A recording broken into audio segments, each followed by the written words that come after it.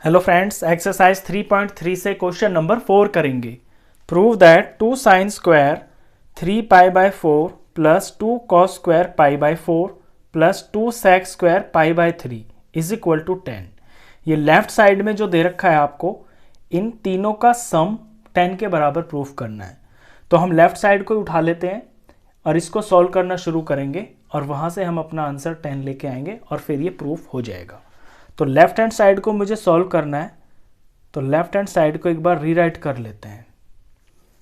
यहाँ है 2 sine square 3 pi by 4 plus 2 cos square pi by 4 plus 2 sec square pi by 3। अब number में answer लेके आना है। नंबर तभी आएगा जब हम इनकी ये जो एंगल्स यहाँ पे दे रखे हैं इनकी वैल्यू हम यहाँ पे पुट करेंगे, और एंगल दे रखे हैं यहाँ पे रेडियन की फॉर्म में। तो रेडियन की फॉर्म को मैं डिग्री की फॉर्म बना लेता हूँ पहले। तो यहाँ 2 साइन स्क्वायर और ये 3 पाई बाय 4 रेडियन है, तो रेडियन को मैं थीटा यानी कि एंगल बना लेता हूँ यहाँ पे मैं डिग्री में। तो पाई की जगह 180 पुट कर लेंगे।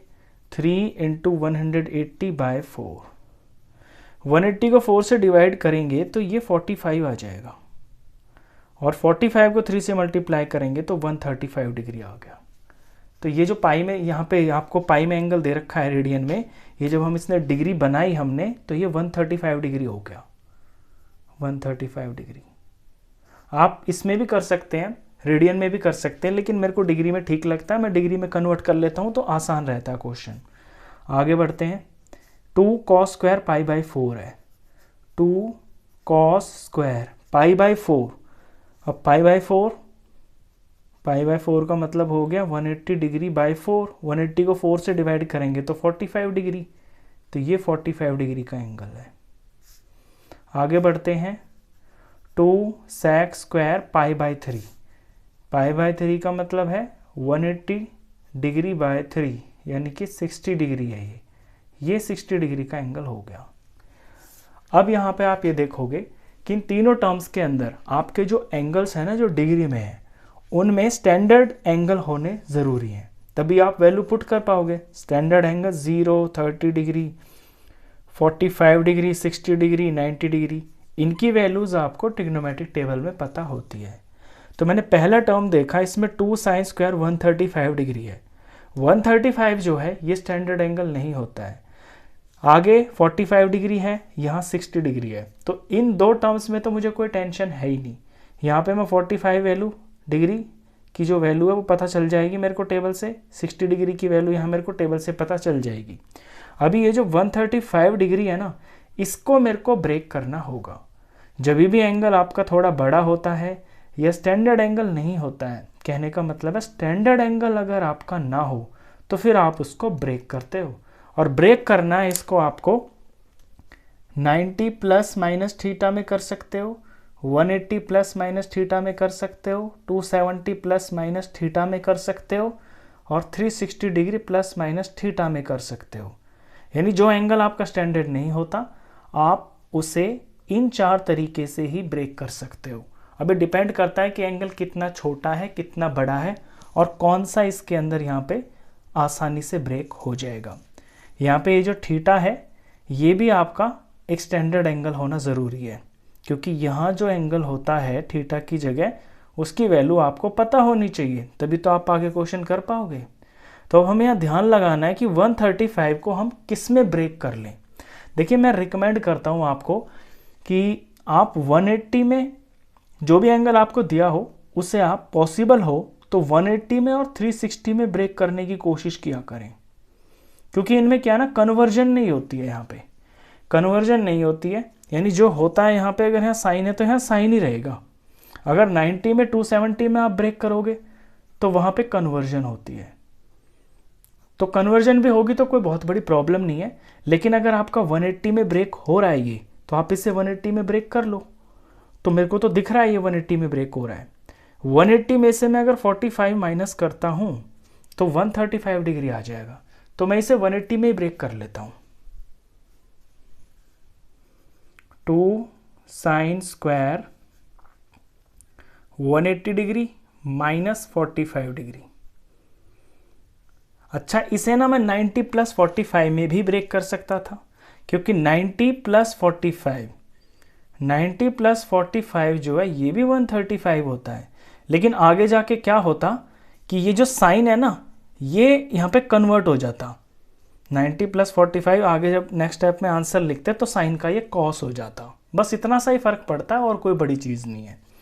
तो मैंने इसको 180 माइनस 45 में ब्रेक कर लिया। अगली चीज़ों को मैं सेम टू सेम ऐसी कॉपी कर देता हूँ, यह भी नहीं लिखता हूँ, पहले इसी का ट्रीटमेंट कर लेता हूँ। ये ब्रेक करने के बाद आपको इसके अंदर दो चीज़ें ध्यान देनी होती है। सबसे पहली तो यही है, ब्रेकिंग तो आपने कर दी, ये नंबर 1 बात है। ब्रेकिंग के बाद दूसरी जो चीज़ है वो यही है कि कन्वर्जन चेक करना है आपको, कि कहीं यहाँ साइन का कुछ बदलेगा तो नहीं। तो मैंने बताया कि 180 में और 360 में जब आप ब्रेक करते हो तो फिर कन्वर्जन यहाँ पर नहीं होता है।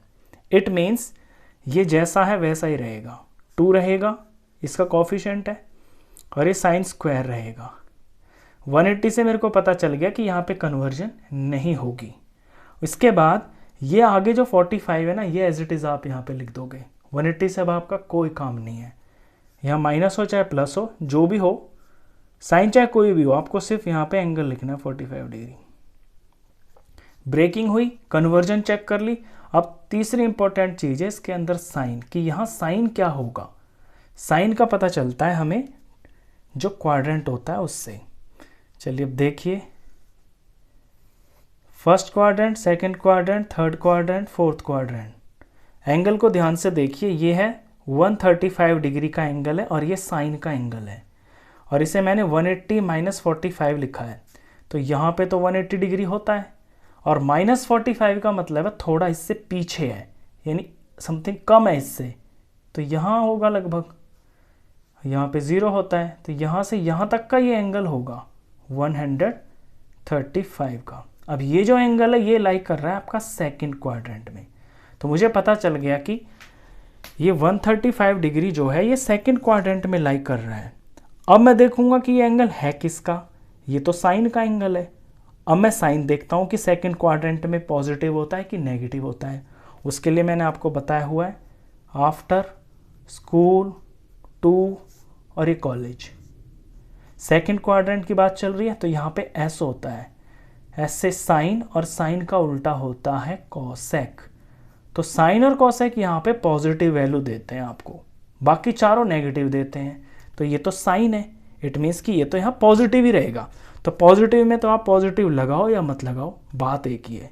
अगर हाँ ये नेगेटिव होता तो फिर आप ब्रैकेट करके, ऐसे ब्रैकेट लगा देते, आप ब्रैकेट करके और इसके यहाँ माइनस लगा देते। तो मैंने तीनों चीज़ कर ली, ब्रेकिंग कर ली, कन्वर्जन चेक कर लिया, साइन चेक कर लिया। अब इसका काम खत्म। इतना ट्रीटमेंट आपको करना होता है जब आपका एंगल स्टैंडर्ड एंगल नहीं दिया होता है। अब हम सिंपली इसको सॉल्व करेंगे। ये मैंने 2 स्टेप सॉल्व कर दिए इसके, तो आगे के ये जो हैं इन्हें मैं यहाँ पे कॉपी कर देता हूँ। 2 cos square 45 degree plus 2 sec square 60 degree. एक बार और कर देता हूँ, 2 cos स्क्वायर 45 डिग्री और 2 sec स्क्वायर 60 डिग्री। ये सिंपली मैंने कॉपी किया है, इसके 2 स्टेप के अंदर इसका ट्रीटमेंट होता है। अब देखिए 45, 45 और ये 60, ये जितने भी एंगल्स हैं, ये सारे के सारे जो एंगल हैं ये मेरे स्टैंडर्ड एंगल हैं। इनकी वैल्यू मेरे को पता होती है ट्रिग्नोमेट्रिक टेबल में। अब बस मेरे को वैल्यू पुट करनी है। तो 2 साइन स्क्वायर 45, 2 का 2 रहेगा, यहाँ वैल्यू साइन 45 की पुट करनी है और उस वैल्यू के ऊपर स्क्वायर लगेगा। तो साइन 45 की वैल्यू देख लीजिए, ये 1/√2 होती है। साइन 45 1/√2, 1/√2 और इसका स्क्वायर।